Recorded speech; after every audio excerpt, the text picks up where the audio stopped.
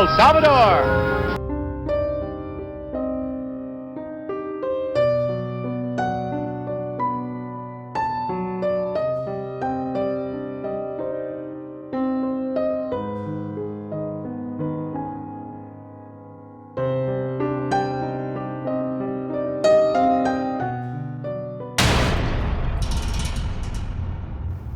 El 2 de febrero de 1841, El Salvador fue declarado formalmente como un estado independiente de la extinta República Federal de Centroamérica, que la conformaban Guatemala, El Salvador, Honduras, Nicaragua y Costa Rica. Para esa época todos estos estados eran una sola república y que al final querían crear un solo país. Pero bueno, esto ya es otro tema. La Universidad de El Salvador fue fundada el 16 de febrero de 1841 tras un decreto emitido por la Asamblea Constituyente que recién se había instalado y suscrito por el diputado presidencial Juan José Guzmán y los diputados Leocadio Romero y Manuel Berberena. La orden de ejecución de la universidad fue promulgada por Juan Lindo, quien gobernó el país desde el 7 de enero de 1841 hasta el 1 de febrero de 1842. El objetivo era evitar que la juventud salvadoreña emigrara a Guatemala, Nicaragua o Costa Rica para cursar sus estudios superiores, como lo hicieron muchos en la época colonial. A pesar de contar con una universidad, muchos jóvenes que vivían fuera de la capital tenían el deseo de superarse, pero la distancia y los recursos económicos no les permitía pagar una casa u hotel, y esto les limitaba su sueño. Es así como en 1874, el presidente Santiago González fundó las universidades de Oriente y Occidente, con sede en Santa Ana y San Miguel, lo que permitía que más jóvenes tuvieran acceso a su desarrollo profesional. Pero Rafael Saldívar llegó a la presidencia y en 1885 decidió suprimirlas o cerrarlas, y es así como la Universidad de El Salvador se convirtió nuevamente en la única institución de estudios superiores del país hasta 1965. Pero los conservadores buscaban una alternativa diferente a la UES o la Universidad de El Salvador. Querían que los egresados de colegios católicos fueran formados bajo otros ideales y así se fundó la primera universidad privada UCA para satisfacer la educación de la élite. Rafael Saldívar también realizó ciertos cambios e implementó la reforma agraria liberal con la ley de extinción de tierras ejidales y comunales entre los años 1881 y 1882, en la que despojó a la población indígena de sus tierras en la región occidental del país. Los universitarios lograron un fuerte cuestionamiento al gobierno por la reforma agraria, por violar los derechos de los ciudadanos, y a partir de esa fecha, hechos como ese dieron inicio a una universidad crítica. La población estudiantil consideró que el gobierno tomaba decisiones para favorecer a los más acaudalados. Un ejemplo de ellos eran las 14 familias cafetaleras que tenían cierta influencia en manejar al gobierno.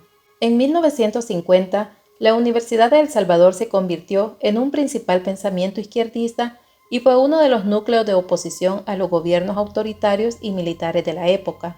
Y esta actitud provocó que muchos estudiantes y catedráticos fueran víctimas de la represión militar por exigir sus derechos y la de los sectores más vulnerables. En el año de 1972, el coronel Arturo Armando Molina, de 45 años de edad, candidato por el Partido de Conciliación Nacional, se acreditó la presidencia a través del fraude electoral. Era considerado un gobierno impopular. El pueblo no estaba de acuerdo con su candidatura. Sin embargo, tomó el cargo a partir del 1 de julio de 1972. Al presidente Molina se le reconoce por ser el pionero del lanzamiento de la televisión educativa en El Salvador con los canales 8 y 10 el 29 de enero de 1973. Creó el Banco de Fomento Agropecuario, el Fondo Social para la Vivienda, el Instituto Nacional de Pensiones de los Empleados Públicos y, entre otros proyectos de desarrollo, son el inicio de la construcción del Aeropuerto Internacional de El Salvador, la presa hidroeléctrica Cerrón Grande, la central geotérmica de Aguachapán, y edificó el centro de gobierno en los terrenos del antiguo Campo Marte y un proyecto masivo de construcción de escuelas denominado Escuela por Día. Según crónicas de la época, Molina dirigió un incansable gobierno móvil. Llegaba a cualquier ciudad viajando a bordo de su helicóptero conocido como el Cujatleco. Reunía a los habitantes de ciertos sectores, los escuchaba o muchas veces era para supervisar los proyectos que estaba realizando en diferentes departamentos del país. Siempre se caracterizó por tener un contacto directo con la población y medios de comunicación. Poco a poco se fue ganando el cariño de muchos salvadoreños. Así como fue admirado por sus obras, se le acusó de violaciones a derechos humanos, violencia política y hasta masacres. En los años 70, surgieron grupos estudiantiles cercanos a los movimientos armados de izquierda como el Partido Comunista Salvadoreño, Fuerzas Populares de Liberación, Fuerzas Armadas de Liberación y el gobierno comenzó una campaña contra la comunidad universitaria. Los acusaba de ser un centro de adoctrinamiento marxista. Las características del marxismo es que todos deben tener lo mismo, pretenden que no existan clases sociales y al igual que el comunismo que no exista propiedad privada y la sociedad debe ser igualitaria. El 19 de julio de 1972, por medio del Decreto Legislativo número 41, el Parlamento salvadoreño autorizó al órgano ejecutivo intervenir militarmente en la Universidad de El Salvador mediante los agentes de la Fuerza Armada. Llegaron hasta las instalaciones en tanquetas y con artillería pesada. Ese día quemaron bibliotecas y arrestaron a un gran número de estudiantes. Privaron de libertad al rector Rafael Mengíbar, al decano Fabio Castillo, junto a otras 15 personas. Todos fueron encarcelados y enviados forzosamente con exilio a Nicaragua. Según Molina, la universidad albergaba movimientos subversivos que tenían un pensamiento diferente al de él.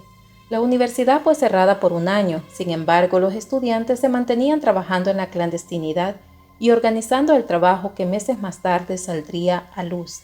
Para 1975, El Salvador se sumergía en una crisis económica profunda, mientras las 14 familias más poderosas o la oligarquía eran quienes tenían pleno control sobre el agro, pequeña industria y el comercio, incluso manipulaban al gobierno, mientras en el país el índice de pobreza era alto y las oportunidades para los sectores populares como obreros y campesinos eran pocas.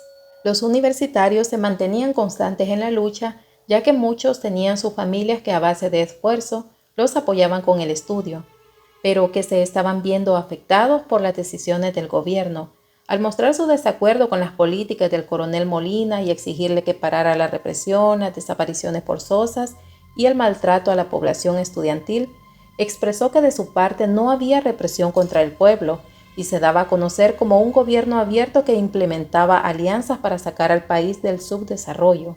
Otro de los problemas era que los universitarios habían solicitado al gobierno el presupuesto que establece la Constitución de asignar anualmente una partida de su presupuesto para asegurar y acrecentar el patrimonio de la universidad. Sin embargo, se los negaron. Por otra parte, la familia Poma tenía interés en elevar la economía del país. Buscaron como alternativa la inversión en el turismo.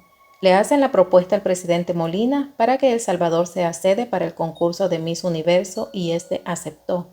El eslogan que promocionaba el concurso era el país de las sonrisas.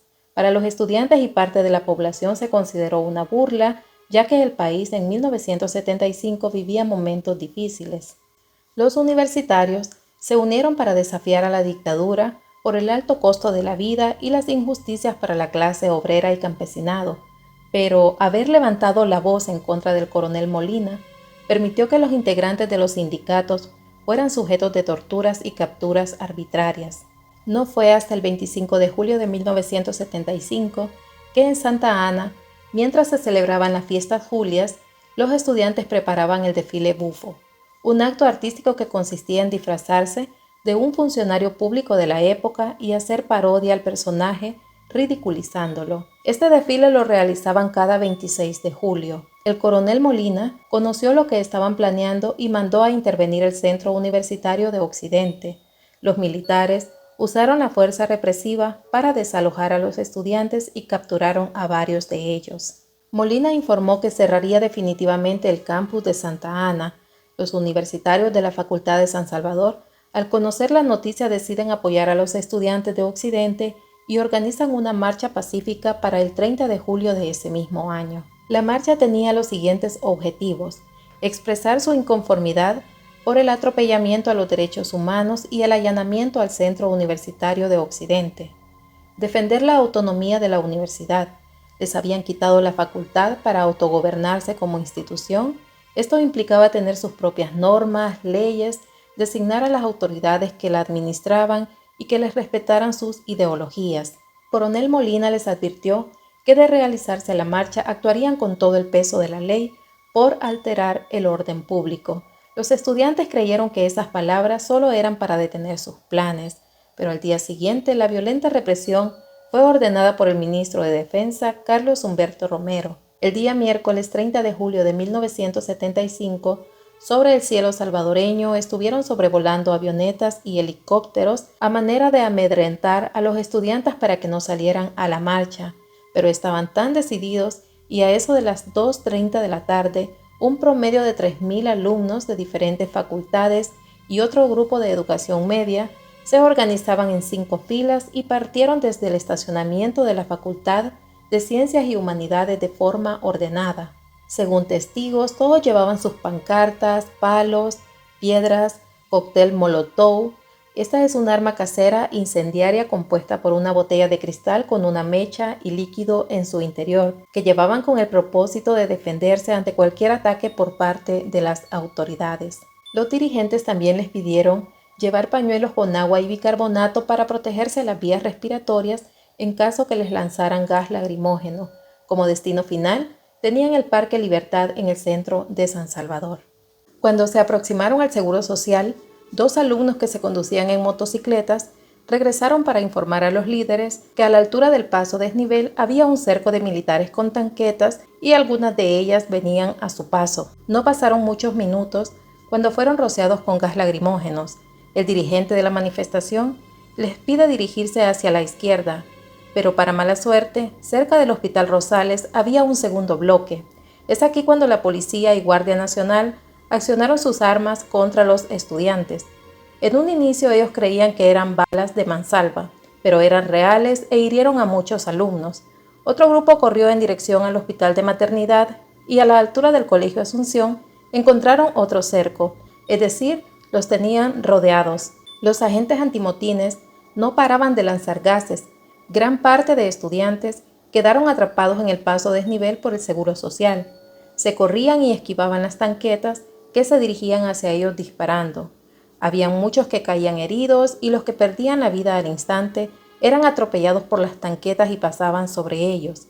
En este sector, los universitarios tenían 2 alternativas: subirse al muro de celosía del Seguro y caer al otro lado, que era una altura considerable, o tirarse del puente en el paso desnivel, hoy Alameda Juan Pablo II.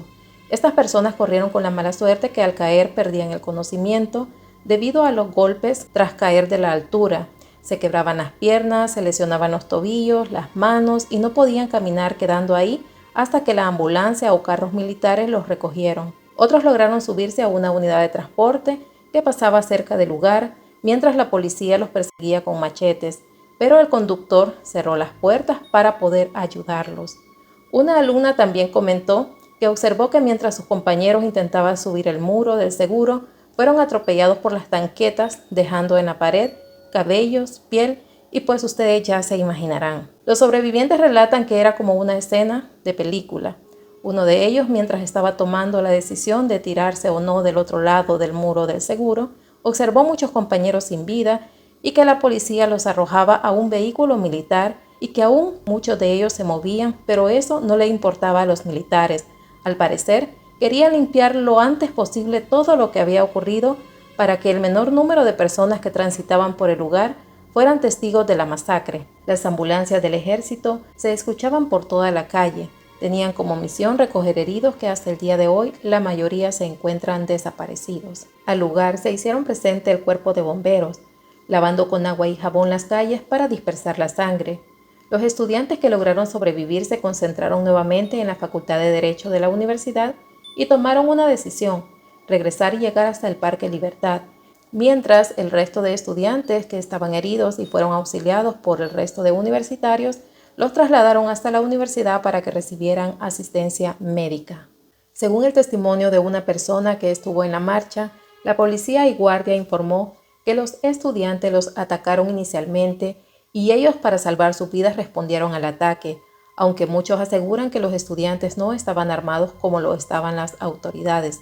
La marcha se dirigía de forma pacífica y ordenada. Incluso algunos estudiantes se fueron incorporando a medida avanzaba la marcha y aún llevaban sus libros. El objetivo de los líderes era ser escuchados, pero que nunca quisieron confrontarse con el ejército y mucho menos que hubieran pérdidas humanas. Para esa época, las personas no acostumbraban a reportar a sus seres queridos como desaparecidos y mucho menos a presentarse a la policía a interponer una denuncia por el mismo temor. Es por esta razón que no se tiene el dato exacto de cuántas personas fallecieron, aunque los periódicos informaron que hubo un fallecido y 18 heridos sin precisar mayor dato. También resultaron heridos 5 agentes de la Policía y Guardia Nacional. Posteriormente, el 6 de agosto del mismo año, el Bloque Popular Revolucionario se tomó la Catedral Metropolitana en protesta por la represión del gobierno. Fue la primera de varias ocasiones que se tomaron la iglesia hasta 1980. Monseñor Romero no estaba de acuerdo, pero consideró que los jóvenes no tenían un espacio legal donde manifestarse, por lo tanto les permitía realizar en el templo las protestas. Todos los años, el 30 de julio, los estudiantes salen a manifestarse en honor a quienes lucharon en 1975 por la autonomía de la universidad, pero que fueron reprimidos por exigir sus derechos como estudiantes. Arturo Armando Molina nació el 6 de agosto de 1927 y falleció el 19 de julio de 2021, a sus 92 años en California, Estados Unidos, lugar donde vivió desde que dejó el poder en junio de 1977 tras un golpe de Estado. Carlos Humberto Romero Mena fue presidente de El Salvador de 1977 a 1979 tras un fraude electoral. Falleció a los 93 años en una exclusiva zona del norte de San Salvador tras una prolongada enfermedad que lo aquejó durante varios meses. A la fecha es considerado como el último presidente militar de El Salvador. También este caso quedó impune. Las personas que ordenaron esta masacre ya fallecieron. Como siempre digo, en estos casos los que conocen más sobre el tema son las personas que vivieron estos momentos, y en mi caso solo les comparto una recopilación de lo que los medios de comunicación y testimonios han hablado sobre este suceso hasta el día de hoy. Si usted que ve el video y sabe un poco más, sería bueno que nos comparta para conocer más sobre esta historia. Por mi parte, doy fin a este caso. Espero sus comentarios, los quiero mucho, me hacen muy feliz. Nos vemos hasta un próximo video. Hasta luego.